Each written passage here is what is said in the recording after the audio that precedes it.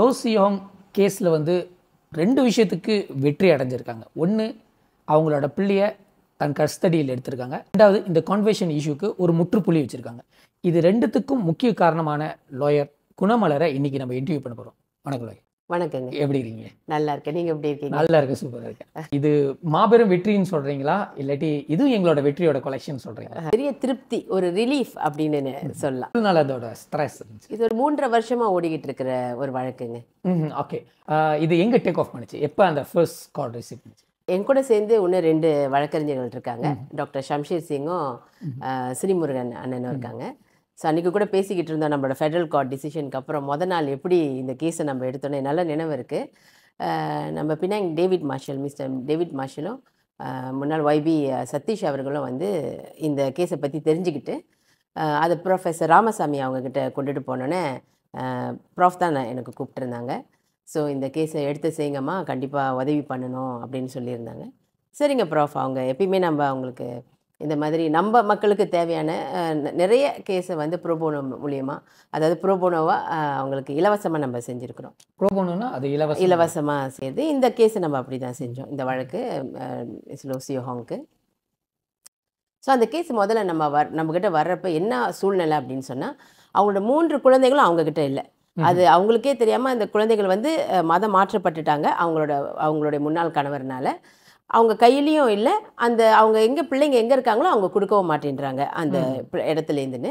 அப்போ நம்ம முதல்ல கடிதம் மூலயமா அந்த இடத்த தொடர்பு கொண்டு பாஜிகானுக்கு பிள்ளைங்களை வரவழைச்சு, அதுக்கு பிறகு பிள்ளைங்களை அங்கேருந்து எடுக்கிறதுக்கு ஹேபியஸ் கார்பஸ் நம்ம ஃபைல் பண்ணியிருந்தோம்.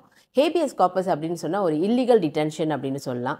சட்டப்பூர்வமாக இல்லாமல், அதை சட்டத்துக்கு மீறின மாதிரி நீங்கள் ஒருத்தவங்களோட மூவ்மெண்ட்டை ரெஸ்ட்ரிக்ட் பண்ணியிருக்கீங்க, அவங்கள போக விடாமல் வச்சுருக்கீங்கன்றது தான் ஹேபியஸ் கார்பஸ்.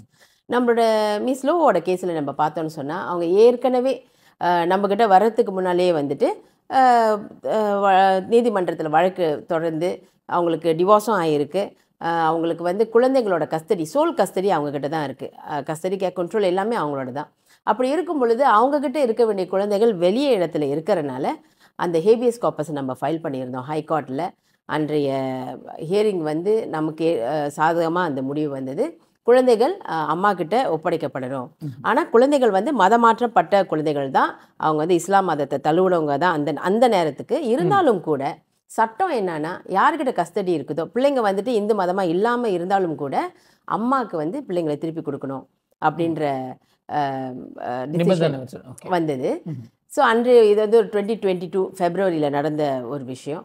அப்போ பிள்ளைங்களை நம்ம அங்கேருந்து எடுத்தோம். அதுதான் நம்மளோட விஷயமா இருந்தது, முதல் வெற்றி அப்படின்னு நம்ம சொல்லலாம். அதற்கு உடனடியாக நம்ம செய்ய வேண்டிய விஷயம் என்னென்னா ஜுடிஷியல் ரிவ்யூ. என்னதுக்கு ஜுடிஷியல் ரிவ்யூன்னு சொன்னால், இந்த கன்வர்ஷன் மேட்டர், அதாவது இந்த மதமாற்றம், இந்த 3 குழந்தைகளுடைய மதமாற்றம் சட்டப்பூர்வமானது அல்ல அப்படின்னு நம்ம ஒரு அப்ளிகேஷன் போட்டோம். அதாவது அந்த பிள்ளைங்களுக்கு கொடுக்கப்பட்ட சர்டிஃபிகேட்ஸ், இவங்க வந்து இஸ்லாம் தான் அப்படின்னு சொன்ன அந்த சர்டிஃபிகேட்ஸ் வந்து மீட்டுக்கொள்ளப்படணும். அவங்க இந்துக்களாகவே தான் இருக்கணும். பல பேர் ஆஃப்கோர்ஸ் நிறைய பேருக்கு விஷயம் தெரியாது. மறுபடியும் அவங்க இந்து ஆகிட்டாங்க, அவங்க மறுபடியும் இந்துவால, எப்பொழுதுமே அவங்க இந்துக்களாக தான் இருந்திருக்கிறாங்க. நடுவில் இந்த சர்டிஃபிகேட்ஸை வந்து தான் நம்ம வந்து ரிவோக் பண்ணோம், இல்லாமல் எடுக்கணும் அப்படின்னு இருந்தது. அதுக்கான ஜுடிஷியல் ரிவ்யூ நம்ம வந்துட்டு ஹைகோர்ட்டில் ஃபைல் பண்ணோம். ஹைகோர்ட் கேஸ் உங்களுக்கு தெரியும், ஒரு கேஸ்னாலே அது ஒரு 3 மாதம் 6 மாதம் எடுக்கும். இப்போ ஜுடிஷியல் ரிவ்யூவில் வந்து டுவெல் அப்ளிகேஷன், முதல்ல நம்ம வந்து லீஃப் எடுக்கணும். அதுக்கு கிடைச்ச பிறகு தான் நம்ம ஒரு கேஸ் ப்ராப்பர் போக முடியும். அது கேஸ் ஓடி ஹியரிங் முடிஞ்சு முடிவு வரும் பொழுது, இல்லை குழந்தைகள் வந்து முஸ்லீம் தான் அப்படின்ட்டுன்னு முடிவு வந்தது. அதிர்ச்சியான முடிவாக தான் இருந்தது. பட் நம்ம என்ன, அதுதான் ஃபர்ஸ்ட் இயர் முடிவு ஹைகோர்ட்டில். அப்போ அதுக்கு எதிராக நம்ம வந்து அப்பீல் பண்ணியிருந்தோம், மேல்முறையீடு பண்ணியிருந்தோம் கோர்ட் ஆஃப் அப்பீலுக்கு. அது மறுபடியும் அந்த ஹியரிங்க்கு வந்து நமக்கு சாதகமாக இருந்தது. அதுக்கு அப்போ நம்ம அங்கே ஜெயிச்சிட்டோம் இல்லையா. அப்போ மஜ்லிஸ் ஆகாமா வந்து தோத்துட்டாங்க. அப்போ அவங்க வந்து என்ன பண்ணியிருந்தாங்க அப்படின்னு சொன்னால், அவங்க அதுக்கு அப்பீல் பண்ணி தான் ஃபெடரல் கோர்ட்டுக்கு போய் இப்போ இந்த 2 வாரத்துக்கு முன்னால் லீஃப் அப்ளிகேஷன் ஃபெடரல் கோர்ட்டுக்கு போனால், அது ஒரு டுவெல் அப்ளிகேஷன். முதல்ல ஒரு லீஃப் எடுக்கணும், அதாவது பெர்மிஷன் கிடைச்ச பிறகு தான் கேஸ் ப்ராப்பர் ஓடணும் அப்படின்ட்டுருக்கு. ஸோ இது வந்து ஒரு அப்ளிகேஷன். நான் சொன்ன வந்து ஹேபியஸ் கார்பஸ் நம்ம போட்டிருந்தோம். அதுக்கப்புறம் வந்து இந்த ஜுடிஷியல் ரிவ்யூ பிள்ளைங்களோட கன்வர்ஷன் வந்துட்டு அவங்களோட மத மாற்றம் சட்டப்பூர்வமானது இல்லை அப்படின்னு சொல்கிறதுக்கான ஒரு அப்ளிகேஷன். இதற்கிடையில் வந்து மைப்ஸ் என்ன செஞ்சுருந்தாங்க, மஜ்லிஸ் அகமா போலீஸ் என்ன செஞ்சுருந்தாங்க அப்படின்னு சொன்னால், ஏற்கனவே வந்து மிஸ் லோக்கு கிடைச்ச கஸ்டடி கேர் கண்ட்ரோல்குள்ளே வந்து அவங்க வேரியேஷன் உள்ளே கொண்டு வந்தாங்க. வேரியேஷன்னா அந்த ஆர்டரை அவங்க மாற்றுறதுக்காக உள்ளே வந்தாங்க. அந்த மாற்றணும்னு சொன்னால் முதல்ல அவங்க லீஃப் வாங்கணும். அது ஹைகோர்ட்டில் ஒரு அப்ளிகேஷன், அதை வந்து நான் செஞ்சுருந்தேன். அதில் வந்து நமக்கு ஏற்ற மாதிரி அவங்க இப்போ உள்ளே வர முடியாது அப்படின்னு சொல்லியிருந்தது. முடிவு நமக்கு சாதகமாக இருந்தது. அதுக்கு அவங்க அப்பீல் பண்ணியிருந்தாங்க. அது வந்து கோர்ட் ஆஃப் அப்பீலுக்கு போயிட்டு அவங்களுக்கு அது சாதகமாக லீஃப் ஸ்டேஜ் வந்து அவங்களுக்கு சாதகமாக இருந்தது.